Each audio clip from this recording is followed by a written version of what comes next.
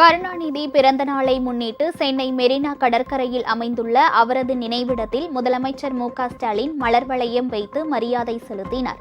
கருணாநிதி நூற்றாண்டு நிறைவு சிறப்பு மலரையும் முதலமைச்சர் வெளியிட்டார். முன்னாள் முதலமைச்சர் கருணாநிதியின் 101வது பிறந்த நாள் இன்று கொண்டாடப்படுகிறது. இதையொட்டி திமுக சார்பில் பல்வேறு நிகழ்ச்சிகளுக்கு ஏற்பாடு செய்யப்பட்டுள்ளது. சென்னை மெரினா கடற்கரையில் உள்ள கருணாநிதி நினைவிடத்தில் முதலமைச்சர் மு.க.ஸ்டாலின் இன்று காலை மலர் வளையம் வைத்து மரியாதை செலுத்தினார்.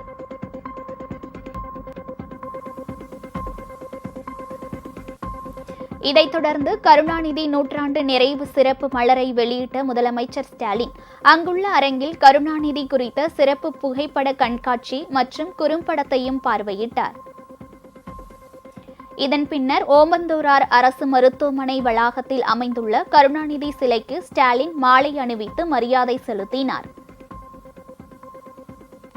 சென்னை கோடம்பாக்கம் முரசொலி அலுவலக வளாகத்தில் உள்ள கருணாநிதியின் சிலைக்கும் முதலமைச்சர் மு.க.ஸ்டாலின் மாலை அணிவித்து மரியாதை செலுத்தினார். முதலமைச்சருடன் அமைச்சர்கள், நாடாளுமன்ற மற்றும் சட்டமன்ற உறுப்பினர்களும் சென்றிருந்தனர்.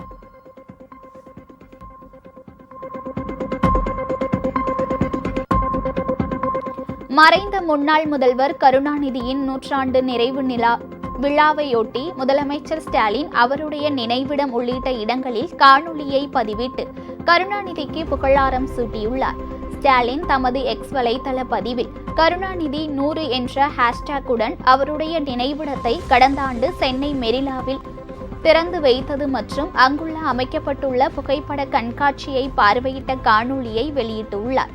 மேலும் தலைவரே பாதை அமைத்தீர்கள், பயணத்தை தொடர்கிறோம் என்று அவர் குறிப்பிட்டுள்ளார்.